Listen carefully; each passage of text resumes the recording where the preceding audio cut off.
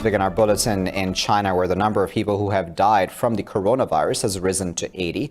Officials say there are now 2,700 infected and nearly 6,000 suspected cases nationwide, with over 30,000 people under observation. The disease could spread further after the mayor of Wuhan said nearly 5 million residents left the city before it was closed. There are more than 11 million permanent residents in Wuhan, of whom more than 9.9 million are registered population. The floating population in Wuhan is nearly 5 million. During the Spring Festival holiday, nearly 5 million people left Wuhan because of the festival or the epidemic. China's Hainan province has confirmed its first fatality, an 80-year-old woman. Beijing has imposed limits on transport around China to contain the outbreak. In the meantime, Hong Kong has stopped residents of Hubei province from entering the territory. The Lunar New Year and national holidays have been extended, with the disease spreading globally. WHO Chief Tedros Ghebreyesus is heading to Beijing to meet Chinese officials. Australia has confirmed its fifth case of the virus, a 21-year-old woman who was on the last flight out of Wuhan. French Prime Minister Edouard Philippe has called on an emergency meeting with ministers to discuss the epidemic. France has already confirmed 3 cases of the virus, the first in Europe. In Iraq, meanwhile, 5 rockets have landed in and around the U.S. Embassy in the heavily fortified Baghdad Green Zone. It was the 3rd such attack on the U.S. Embassy this month, but it is the first time the complex has been hit directly. The U.S. Joint Operations Command says the rockets fell into a riverbank without causing any injuries. However, witnesses claim injuries are feared as one rocket hit the consulate cafeteria, while 2 others landed at a short distance. None of the attacks have been claimed, but Washington has repeatedly blamed Iran-backed military factions. The U.S. State Department has called on Iraq to fulfill its obligations to protect Washington's diplomatic facilities. The Iraqi Prime Minister Adel Abdul Mahdi has condemned the attack, calling it an aggression that could drag Iraq into war. Now, Palestine says there will be riots and protests in the West Bank when U.S. President Donald Trump presents his Middle East peace plan. In a statement, President Mahmoud Abbas said the deal would not pass without Palestinian consent. Palestinian officials have threatened to withdraw from key provisions of the Oslo Accords if the peace plan is presented next week. The Palestinian Foreign Ministry has called for a clear international declaration rejecting the so-called deal of the century. It said the scheme risks endangering regional stability. Chief Palestinian negotiator Saeb Erekat called the U.S. deal an attempt to destroy the 2 states. This comes during Israeli Prime Minister Benjamin Netanyahu's visit to Washington, where Trump is expected to release the plan before Tuesday. 2 Palestinian miners have been shot and injured by Israeli forces with rubber-coated steel bullets in the occupied West Bank. The incident occurred after Israeli forces stormed into the town of Beit Omar to the north of Hebron. Rescue officials say Israeli forces stormed an area adjacent to the illegal Israeli settlement of Kermi Sur, provoking clashes. Now, the head of the UN assistance mission in Afghanistan is in Iran to discuss the Afghan situation. During his 2-day visit, Tadamichi Yamamoto will meet Iranian officials. Before his visit to Iran, Yamamoto met the Chinese envoy to Afghanistan, Wang Yu, and discussed the peace process. Post-meeting, Wang Yu said Afghanistan's peace and stability is important for regional stability and development. He said China has always supported an Afghan-led and Afghan-owned reconciliation process.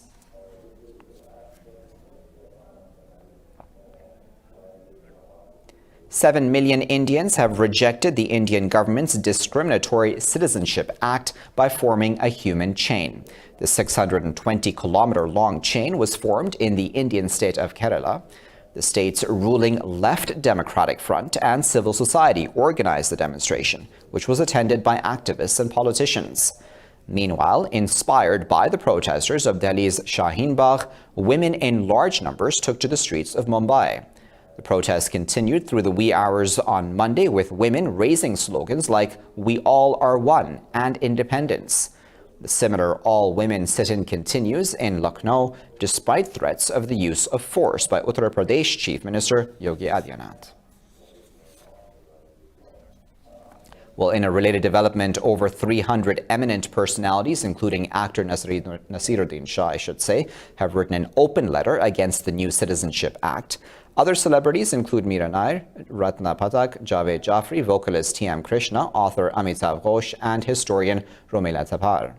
In their letter, the celebrities have expressed solidarity with the civilians protesting against the controversial law. The letter reads, "The soul of the nation is threatened as livelihood and statehood of millions is at stake."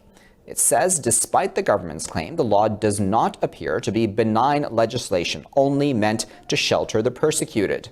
Stating that they are ending their silence, the open letter also stated that they will stand with those who stand for democracy.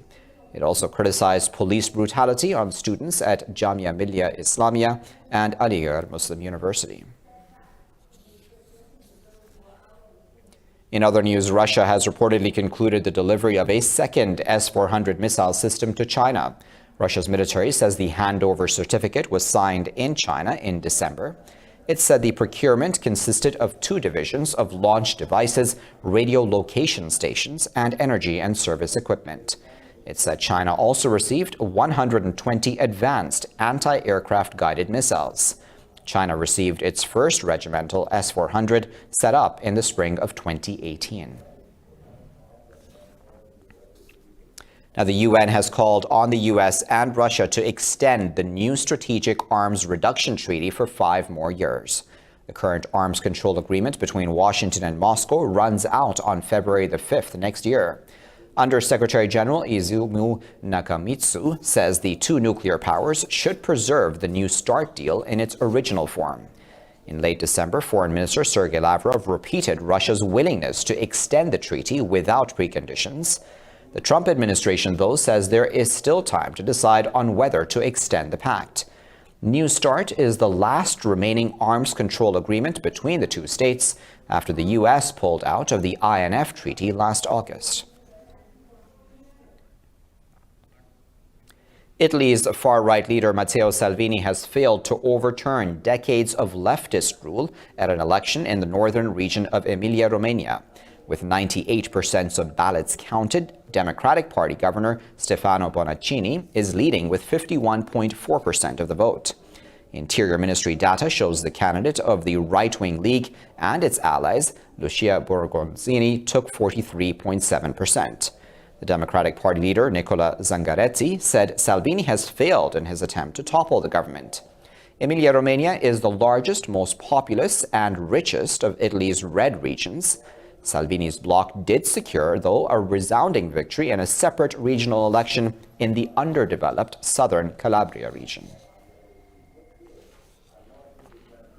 Bolivia's interim president Janine Áñez has asked her cabinet to resign so she can reshuffle the governing body. The presidential office said Áñez will attempt to fill the posts as soon as possible to maintain continuity ahead of the polls. The statement said Áñez believes it is common to make rearrangements in the executive authority team. Áñez pledged to reveal the new cabinet lineup soon. The interim president already said she will run in the upcoming presidential elections in May. This will be a rerun of a disputed vote in October that led to the resignation of leftist leader Evo Morales. In Libya, the UN-recognized government claims Commander Khalifa Haftar has opened a new fighting front in the country's northwestern Misrata city. Officials say Haftar forces are now advancing towards the city, which is allied with the GNA government. Meanwhile, the UN mission in Libya says Tripoli's Mitiga airport was hit by 2 rockets, wounding 2 civilians. Fighting resumed a week after Libya's warring sides and the leaders of Russia, Turkey, and the West agreed to a truce and an arms embargo at the Berlin conference. The truce has virtually collapsed with renewed fighting and UN reports regarding violation of the embargo. The death toll due to record rainfall in southeastern Brazil has jumped to 53. Officials have expressed alarm over continuing storms in the country. Disaster officials say 44 people are dead in the state of Minas Gerais and 9 others in neighboring Espírito Santo. They said 19 people are still missing. Nearly 20,000 people were evacuated due to the threat of floods and landslides. Rescuers are struggling as several highways have been cut off by floods and scores of bridges have been knocked out. Rainfall in the region has been the heaviest since records were first kept from 110 years ago. The news will continue after this break. Stay tuned.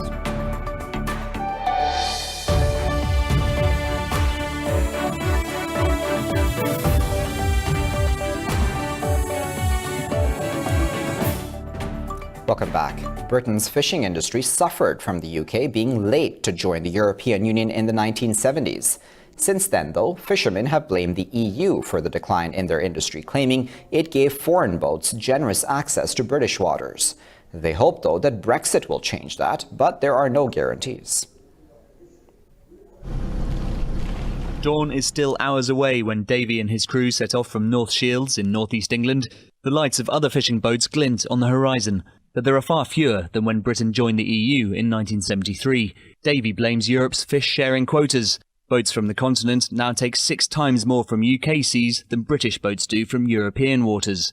Our own fleet surely has to come first. When we leave Europe, we've got to be looking at a bigger picture to get a better, sustainable fishing for our own country. Never mind these foreign lads. Fishing crews like Davies account for less than 0.1% of the UK's economy, but for an island nation like Britain, they're a symbol of independence.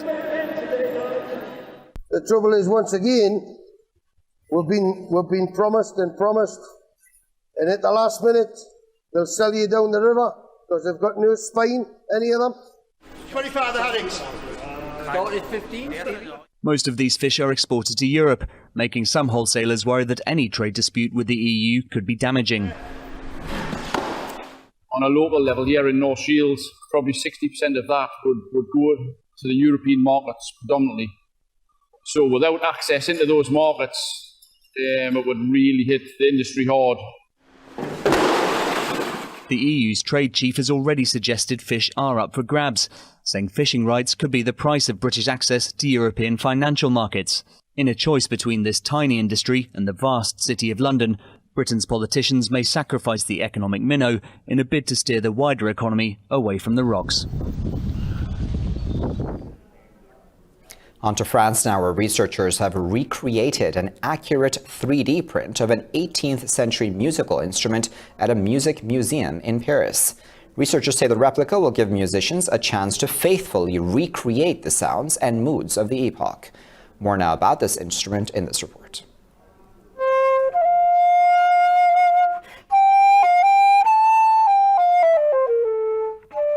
The Music Museum of the Philharmonique de Paris has created its own kind of musical time machine by 3D printing replica period instruments. The result is remarkable. The real star of the experience is an 18th century flute, originally made by Jacques-Martin Hauteterre, a famous maker of musical instruments.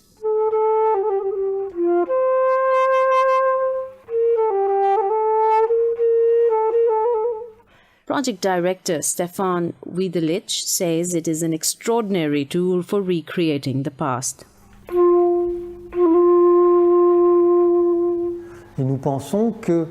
Going back in time for a musical instrument means being able to create a perceptual phenomenon that for the listener will take them back to an ancient time.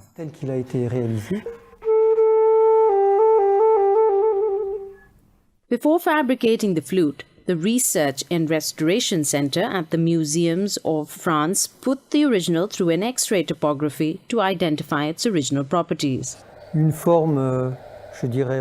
For example, you see here the first hole, which has what I would describe as a hat shape. Quite interesting and very important acoustically. And if I look at the same one in the 3D printing, well, I really have exactly the same geometrical shape.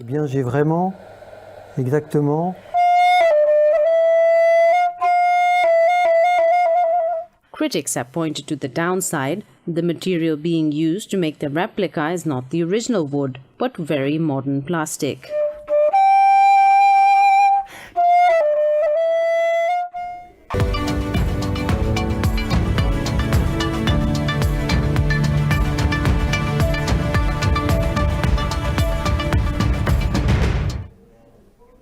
Pakistan's ongoing economic recovery has helped improve its score in the Economic Freedom Index 2019.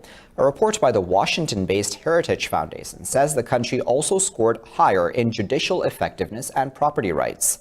It gave Pakistan 55.0 on a scale of 0 to 100, making it the 131st freest economy on a list of 186. It says Pakistan's overall economic freedom score has increased by 0.6 points. The foundation defines economic freedom as the fundamental right of every human to control their labor and property. The Heritage Foundation, with a close link to the Trump administration, has been publishing the index for the last 25 years. Stocks across the globe are tumbling amid fears of the economic fallout from the Chinese coronavirus outbreak. Stocks of leisure and airlines are taking the heaviest losses. Travel and tourism-related bourses are down with nearly 2%, with the sector exposed to a slowdown in the travel market because of the outbreak. British Airways owner IAG plunged 5%, and luxury brand Burberry dived over 4.5%. London's FTSE 100, Germany's DAX, and France's CAC all lost close to 1.5%. In Asia, Hong Kong's Hang Seng slipped almost 3%, while Japan's Nikkei was a close second with over 2% losses. Demand for safe haven assets such as Japanese yen and treasury notes are spiking. Meanwhile, China's yuan has fallen in offshore trade to its lowest level in 3 weeks.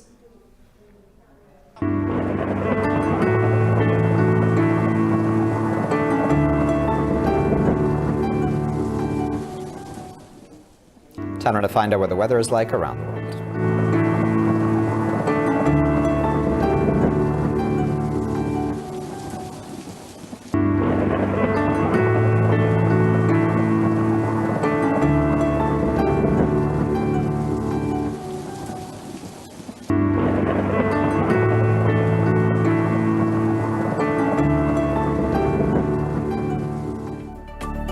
With that, you're all caught up. Thank you for watching this bulletin. Here are the listeners.